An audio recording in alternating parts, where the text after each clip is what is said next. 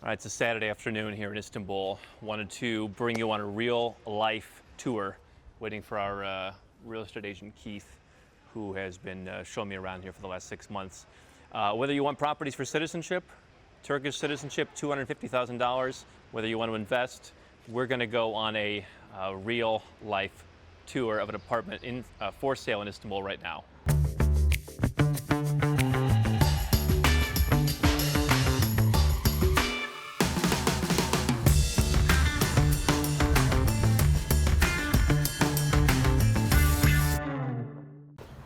Hey man, how's it going? Hey Andrew, how you doing? Welcome.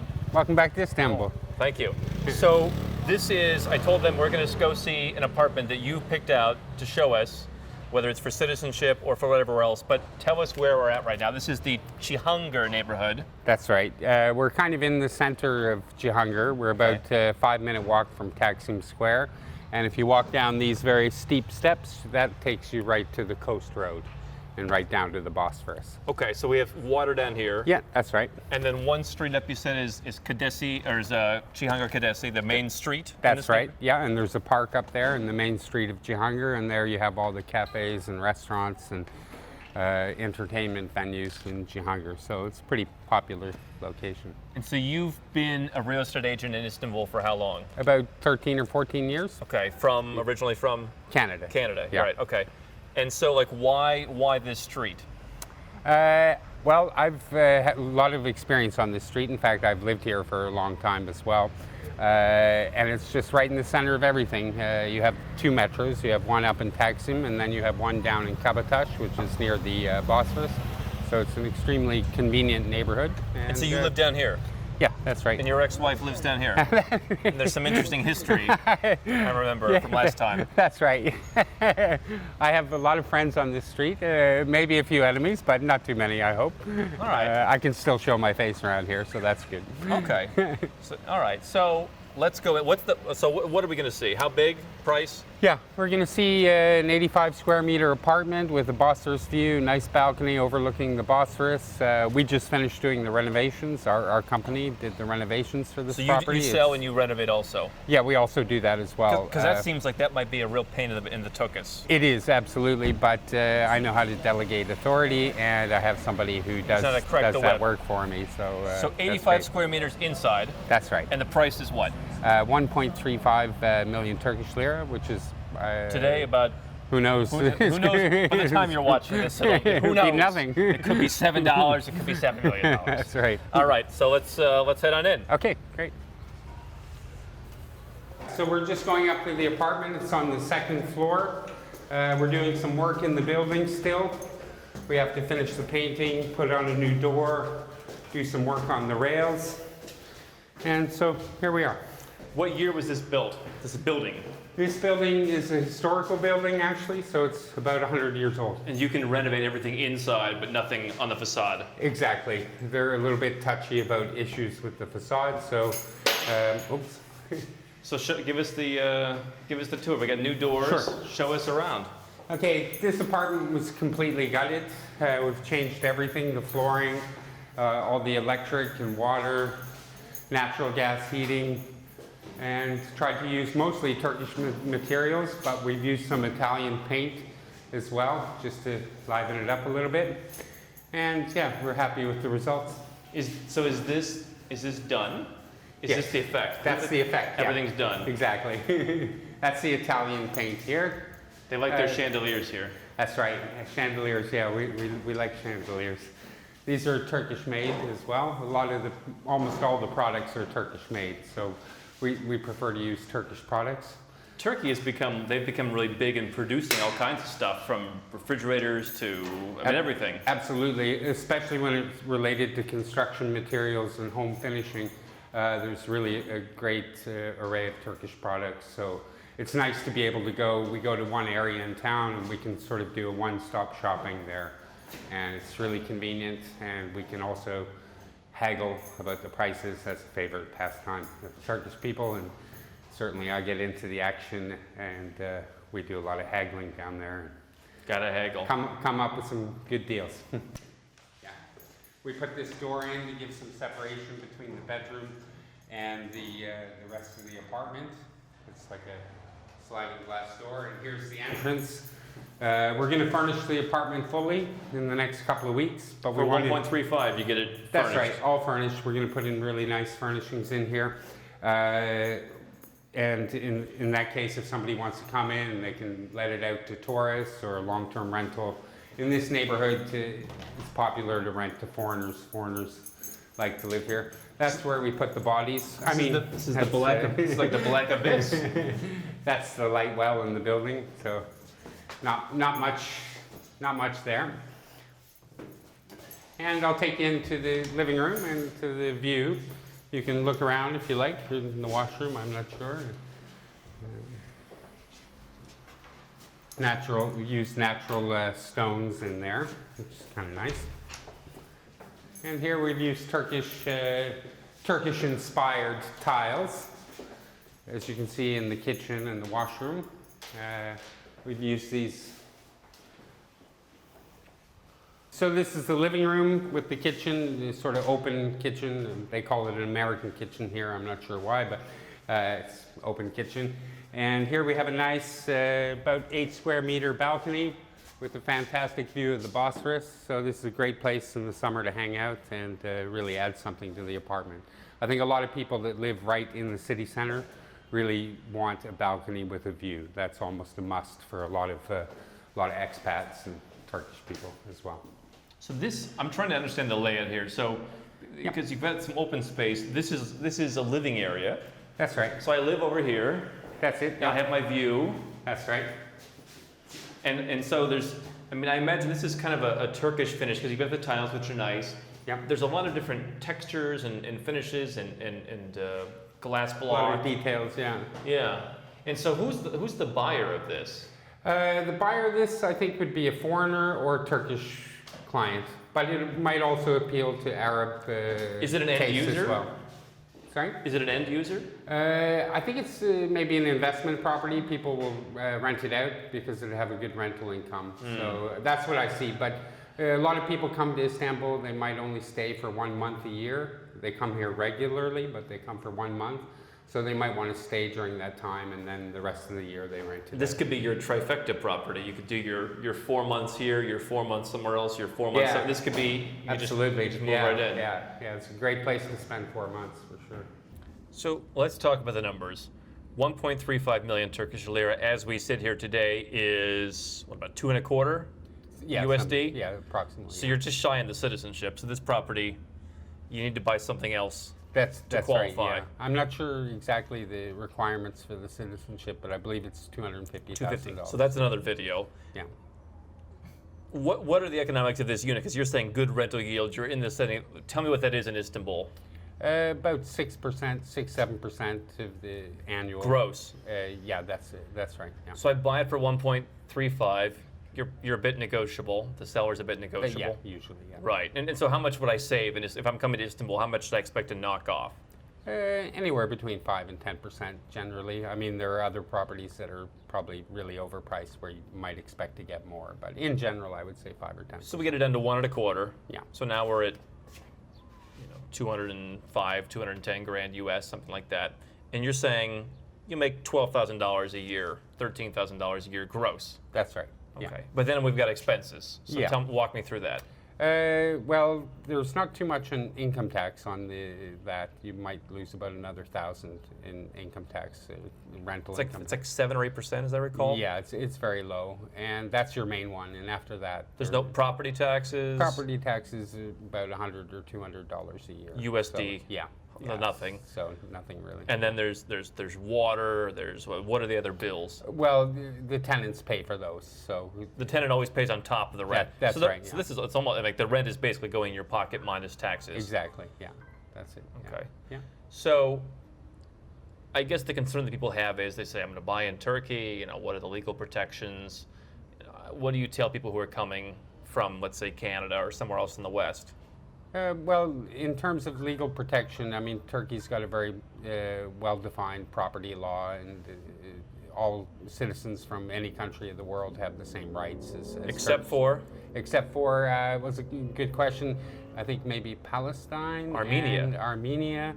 and maybe Canada. I don't know. In a diplomatic spat with Canada these days. So Who's having a diplomatic spat with Canada? well, Saudi Arabia, Turkey. Got some problems.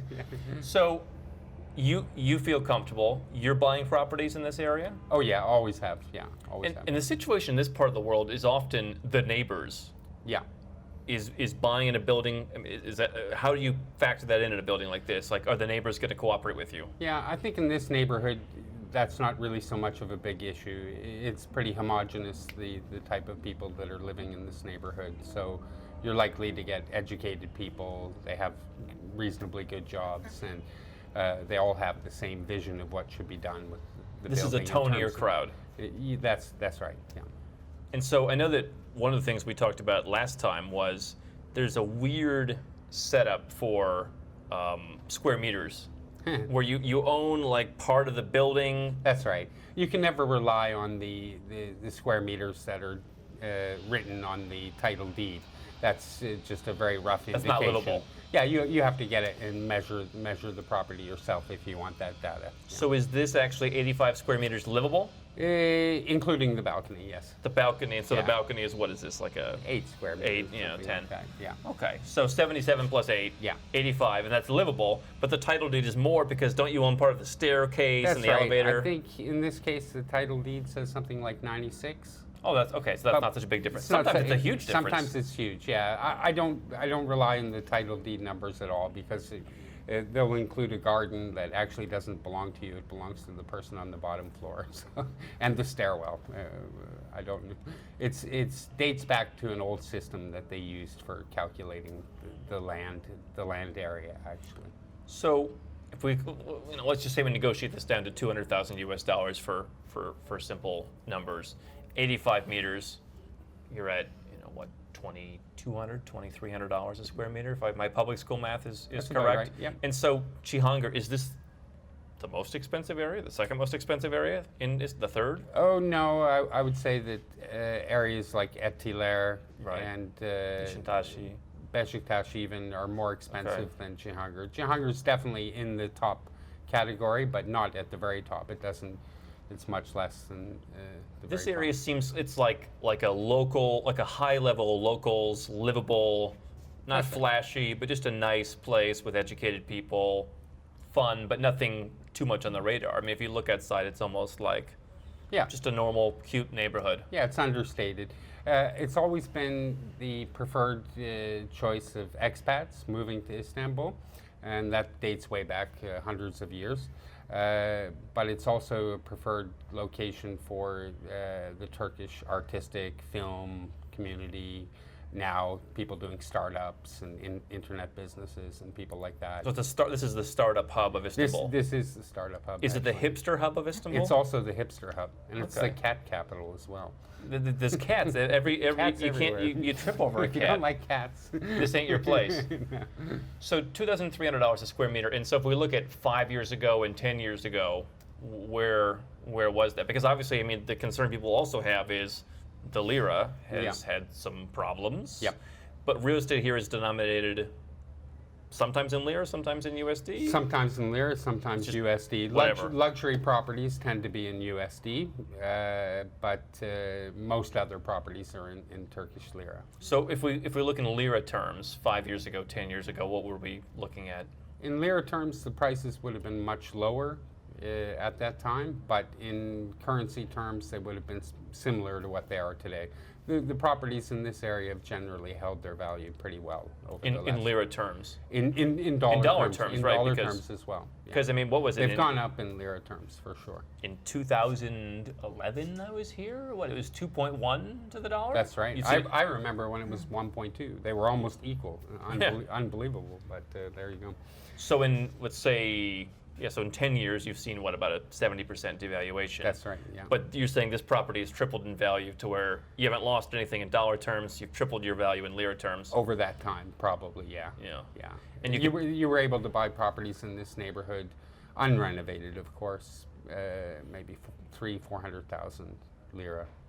10 years ago. Yeah, 10 years ago. Yeah. And so what do you see? I mean, obviously nobody's a crystal ball. This is your business, but I mean, what I find interesting, I know people have a number of concerns. They look at the macroeconomics. They look at policy. To me, you've got a city with as many people as Australia has. That's right. You've got demographics. People reproduce. People move to the capital. Well, not the capital, but this is not the capital, Ankara. But I mean, like they move to the chief city. This is the main. This is the place to. This is basically the business capital. This is the wealth capital. It's uncontested. Yeah. So, I mean, where do we look in the future? I think that the last couple of years have been really difficult for the real estate market, but there's a lot of pent-up demand now. A lot of people have deferred their plans to buy apartments because there's been a lot of economic and political uncertainty. I don't think that'll last forever. I think that things will calm down, hopefully in the near future. I think that the lira is likely to stabilize. I don't want to go on a limb and too far and say that, but it did go down. It went up to 7 last year, and it went down about a to year 5, ago. It was like 5.2. catching a falling knife. That's right. Yeah, but then they raised the interest rates, and which are now like 1,022% or something. Very high, very high. Yeah. Right. Good if you want to just stick money in the bank and take a risk on the Turkish lira. Yeah, forget lari or dram. Like we talk about, like it's like 20. What is it now in the bank? 22%. So you can 21%. So if you sell this apartment, you can take your 1.35 or whatever it is million lira and park it at 22% right. and hope for the best. Yeah, and hope for the best. So one of the things that I was, seeing as the reason for this citizenship, they came out. They said, okay, there was never Turkish citizenship before. There was you buy a property, you get residence. That's right. And you had to live here. And then they were bumping up. You have to live here. I think like 9 or 10 months a year. They changed that a while ago. Okay, so now there's citizenship by investment. You get it quickly. It was $1 million. They way overpriced it. Nobody was interested. Nobody did. Yeah. Now it's at $250 and people are interested. A lot of people are interested. It's done very well. We're getting a lot of people inquiring about that. They're mainly Iranian citizens and citizens from the Middle East, the Gulf countries, Egypt. Which I've always contended was the market they were. I mean, this is not a traditional citizenship by investment program where they were competing with some of the Caribbean programs that someone like me would be interested in. Yeah. This was basically, hey, listen, you Bahraini people, like you were buying property and now you're not. Like, all right, we'll sweeten the pot, right? I mean, wasn't that what it was, basically? I think so. I mean, it definitely appeals to countries throughout the Middle East because of the political uncertainty there as well. A lot of people actually see Turkey as being a bit of a safe haven in the region. It was always the secular safe haven for the Gulf countries. Yeah, that's right. So, yeah, I think it appeals to all the Middle Eastern countries, plus also like countries like Kazakhstan and Azerbaijan, which have sort of cultural connections with Turkey as well. But I think Europeans might want to take advantage of it as well. Maybe not to such great numbers, but definitely people are interested, if not just for the curiosity of saying I'm a Turkish citizen. Would you want it? I would take it. Yeah. Would you take it? Yeah. Why not? I just had a couple of questions for you. Yeah. The main one was I was wondering what happens if you purchase the property here, you get the citizenship, and then you sell the property. You lose the citizenship. No, you can't revoke this. You have to hold it for 3 years. So there's a title deed restriction for 3 years. Okay. So you can't sell it for 3 years. Which makes sense. I think any investment in Istanbul, you have to look at a 5-year period. Can I get liquidity? I mean, so you're saying hold it for 5 years to get appreciation. Appreciation, rental income, you escape the capital gains period as well. 5 years? 5 years, yeah. Zero capital gains tax. Yeah, zero. It's not a graduated system. And of course, that's all lira denominated. That's right, yeah. So I think 5 years. Also, it gives you, inside that 5 years, you could liquidate the property, of course, if you found a favorable time to do it. If you brought in currency and you want to get out again in currency, 5 years gives you a big enough window where you'd be able to exit at a suitable time. Yeah. The market here is not as liquid as you would find in the U.S. or Canada? It's not because there's less access to good mortgages. So in that sense, yeah, it's less liquid. And especially right now, I mean, mortgage rates are sky high. That's right, yeah. So it causes a big slowdown in the market. But eventually, people do buy. You get a lot of cash buyers. People sort of cobble together the money in their families, and from their uncles and aunts, and everybody contributes, and they buy properties in cash. It always surprises me, but they look at it as a very solid investment. Is this a price that someone can do cash? Probably a little bit above it, but there's certainly wealthy people will come in and just lay down the cash. Yeah, they won't go to a bank to purchase this property. They'll just buy it cash. Cash in hand. Yeah, but it would be above the amount that the type of person who was cobbling together the money with their family would probably. Yeah, it seems the challenge to me is it's a bit above that, and then it's a bit below a citizenship number. Yeah. Because that's a bit difficult. You can't just buy 2 properties anyway. There's a lot of restrictions, That's right. which is a whole other video. We thought about the citizenship issue, but I just said I don't want to price it for the citizenship. I want to price it where I feel we can comfortably. And it sell still has it to and appraise anyway, what it's worth. Yeah. So these days, of course, you see a lot of properties actually being opportunistically priced at exactly $250,000. Well, that's fine. I mean, I suppose there are ways that you could get around that, where when it actually came to the purchase, the buyer would pay less in cash. If it was a cash sale, it could be organized that you put a certain amount on the title deed, and the actual cash. We would never recommend that. we would never recommend that. No, of course not. We wouldn't do that. but I'm sure people have done it. Speculation. It's an interesting passport. I suppose the one challenge is if you're a family. If I'm coming and saying I want to have children, I don't know if I want my children joining the Turkish military. Yeah, I don't know if that's going to be. I don't think that would be required of new Turkish citizens from by investment. Countries. By investment. I know we have Ivana working on that very question because that is certainly a concern. Yeah, nobody would want to. Of course, yeah, you can get out of the military requirement by paying a lump sum in cash, but of course, people don't want to do that as well. But I'm not sure if people who become Turkish citizens through property purchases would have to fill. I was willing to do it just to bypass the immigration line at Ataturk Airport, but now the new airport is so easy, so much easier. I haven't been there yet. You don't need that anymore. It just opened last month, so I haven't had the opportunity. I heard there were some growing pains, but looks like it'd be a great airport. So you think, long term, just to wrap up, yeah. You're in the business. Yep. Are you bullish on Istanbul in general? Absolutely, yeah. Mid to long term. Not short. This is not a flip market. This is not a flip market at the moment at all, and I always recommend minimum 5 years. But to own a property in Istanbul, I think it's a special thing. I think it's a special city, and I think it'll see better days. I don't think that things are so bad right now. There's a recession. We're in the middle of a recession, so we can't say they're so good either. But I've seen days where things skyrocket here, and I think it has that potential again. It's kind of an alpha city, so nothing would surprise me. For as much as people want to talk about all the issues, and they've been plastered all over the news, and no doubt, you have to take everything into account. There are only so many mega global cities out there where you can buy, and at this price. And it's not an Asian city either. There are a lot of mega cities in Asia, but this is a mega city. You'd pay a lot more in Europe and in the Middle East. So there are not many cities that you could compare. You can't compare Istanbul to Cairo, for example. I think they're on a totally different level. Or even Dubai. You can't compare it to Dubai. You can't compare it to Munich or something like that. They're apples and oranges, really. Istanbul's in a class of its own in that sense of being a sort of mega city in this geographical location.